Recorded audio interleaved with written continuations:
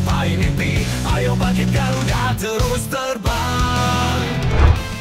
Meskipun telah memastikan lolos ke Piala Dunia, akan tetapi perjuangan timnas U17 untuk meraih prestasi terbaik di Piala Asia belum usai. Di mana laga melawan Afghanistan, pasti akan tetap dimaksimalkan oleh Coach Nova untuk menyegel juara grup, meskipun kemungkinan besar akan ada rotasi yang dilakukan. Meskipun begitu akan menjadi sebuah kelayakan yang luar biasa andai Indonesia bisa melakukannya. Karena sebelum ini, gak ada yang menyangka jika Garuda Muda akan mampu berbicara banyak di Piala Asia, mengingat grup ini diisi tim-tim yang di atas kertas kuat seperti Korea Selatan dan Yaman. Nah, apakah kelolosan Indonesia ke Piala Dunia U17 ada instan efeknya? Udah pasti iya.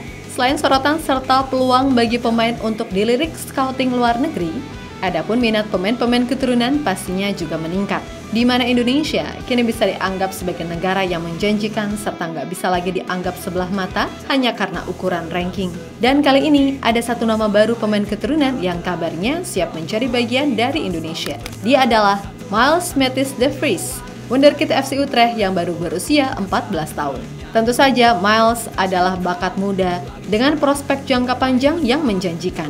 Bahkan setelah kabar ini mencuat, pihak Federasi Belanda pun tampak khawatir salah satu bakat mudanya akan join ke timnas lain. Sebab Belanda sendiri sepertinya sedang tertampar realita usai timnas U17 mereka dipastikan gagal lolos ke Piala Dunia U17. Yang mana artinya, ini menjadi salah satu masalah serius mengingat tim U17 bagaimanapun adalah fondasi bagi timnas di masa depan. Kita ke puncak takkan berhenti. Ayo Garuda, kita bisa terus berjuang tanpa henti. Di puncak tertinggi raih mimpi. Dunia lihat semangat. Nova Arianto sejatinya ini bisa dibilang sukses dalam menangani timnas Indonesia U17. Gak cuma soal pencapaian, melainkan juga dalam membentuk karakter serta mental pemain jadi lebih disiplin sebagai atlet. Semua tahu kalau gaya kepelatihan Coach Nova sangat plek-ketiplek dengan Shin Tae-yong. Gak usah dipungkiri atau menghujat karena memang itulah faktanya. Yap, bersama Coach Shin, Coach Nova belajar banyak hal yang gak cuma dari sisi taktik, melainkan juga gimana caranya jadi pelatih yang bisa membentuk karakter disiplin yang kuat ke pemainnya. Itulah kenapa di timnas U17 para pemain udah benar-benar bisa tampil luar biasa. Contoh sepele deh, gak usah main sosmed saat turnamen berlangsung. Dan bisa dilihat, meskipun berhasil menang atas Korea serta Yaman untuk kemudian lolos ke Piala Dunia, gak ada satupun pemain atau Coach Nova itu sendiri update story dan lain-lain. Pokoknya kelarin dulu turnamennya, baru ketika ada waktu free bolehlah main sosial media. Terus kalau ada yang bandingin sama pemain timnas senior yang bahkan udah masang fitur eksklusif, ya jelas itu beda. Pemain muda itu pasti butuh penanganan yang lebih detail, terutama untuk menjaga mental. Kalau pemain senior, mereka udah level profesional dan gak cuman pemain timnas Indonesia. Pemain-pemain top dunia pun juga aktif main sosmed. Cuman secara mental, mereka lebih siap dan udah terbiasa dengan yang namanya tekanan. Contoh nyata, ya lihat aja Mace Wilkers. Tahu kan, betapa dia sering banget dituduh nggak nasionalis dan lain-lain sampai bikin klarifikasi. Tapi ya udah, semua itu bagi Mace dianggap hal yang normal dan dia berlatih seperti biasa. Bahkan ketika dia difitnah sama salah satu anggota DPR yang juga mertua dari Arhan, Mace diam aja karena dia tahu itu belas nggak penting.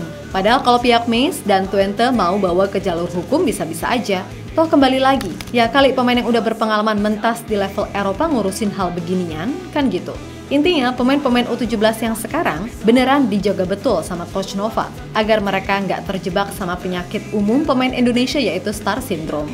Makanya selain skill dan fisik yang ditempa, mental pun juga pastinya juga ikut ditempa.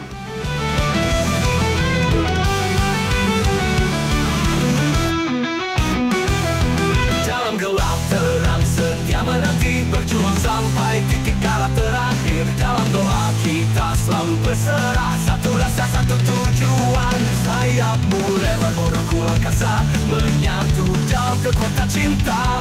Langit cerah meraih asa, terus Garuda terbanglah bertenda.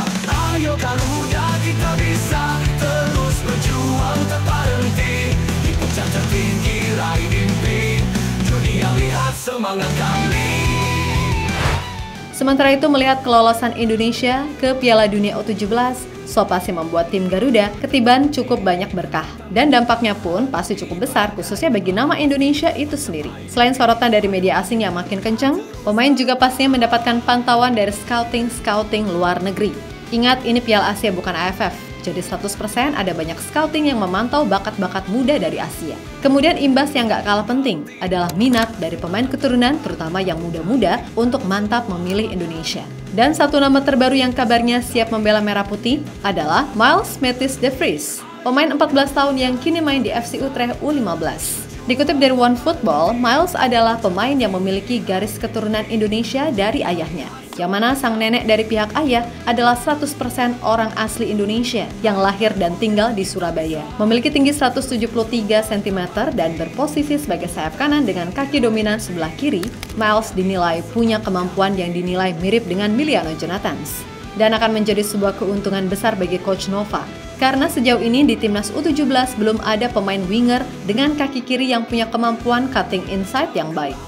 Yap, bagi Miles sendiri, dia mungkin bisa mencontoh seorang Matthew Baker yang tegas menolak Australia untuk Indonesia, di mana Baker sangat tahu kalau prospek timnas Indonesia saat ini sedang berkembang ke arah yang bagus, di mana dukungan supporter Indonesia yang begitu luar biasa membuat Baker sangat jatuh hati untuk kemudian bisa tampil habis-habisan membela Panji Ibu Pertiwi. Dan Indonesia bisa dibilang beruntung punya pemain sepertinya, karena biar gimana pun, Baker masih berusia 15 tahun. Kini udah rutin main di Melbourne City U23, yang mana artinya ia harus melawan pemain-pemain yang umurnya jauh di atasnya. Nah, dari pengalaman Baker kembali lagi, ini bisa jadi pertimbangan bagi Miles untuk memilih Indonesia. Apalagi timnas U17 so pasti main di Piala Dunia, sedangkan Belanda enggak. Jadi apabila ia gabung dan main bagus, maka secara simbiosis mutualisme, ia juga akan mendapatkan imbas yang bagus buat karirnya.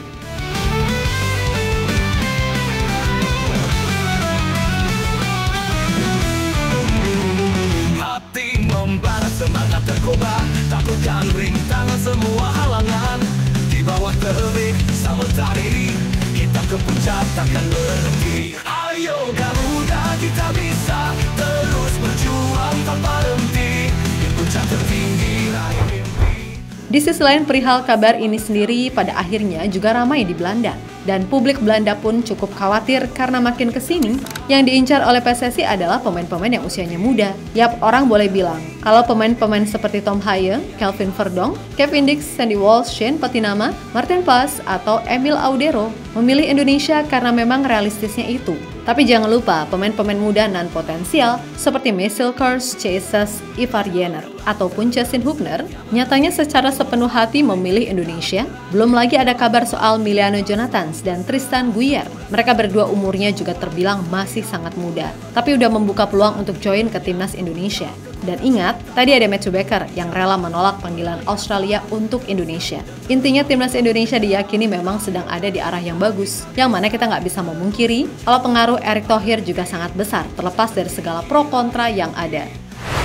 Nah, soal banyak pemain muda yang kini masuk radar PSSI, tentu membuat publik Belanda khawatir, terlebih setelah timnas U17 mereka dipastikan gagal lolos ke Piala Dunia. Jelas bagaimanapun ini adalah sebuah masalah, karena timnas U17 dianggap sebagai fondasi penting bagi regenerasi tim nasional di masa depan. Dan Belanda, fair aja, memang terakhir kali punya generasi top class, ya di era Van Persie, Robben, dan Sneijder. Setelah itu, ya udah merosot tajam, yang mana itu dibuktikan dengan kegagalan mereka lolos ke Piala Eropa 2016 dan Piala Dunia 2018. Sempat dianggap bangkit, namun kembali lagi Belanda jelas tak sama lagi dengan Belanda yang kita kenal. Dimana dulu dari kiper sampai penyerang pemainnya top. Lah sekarang bisa dilihat aja yang levelnya top cuman beberapa seperti Van Dijk, De Ligt, Tijani Reinders, Frenkie de Jong, dan Cody Gakpo. Depay memang masih bagus, tapi sekarang udah menurun jauh. Intinya Belanda memang butuh pemain-pemain muda yang beneran menjanjikan. Itulah kenapa melihat fakta cukup banyak pemain muda berbakat yang keturunan Indonesia semakin menunjukkan minat, ya wajar mereka gelisah kan gitu.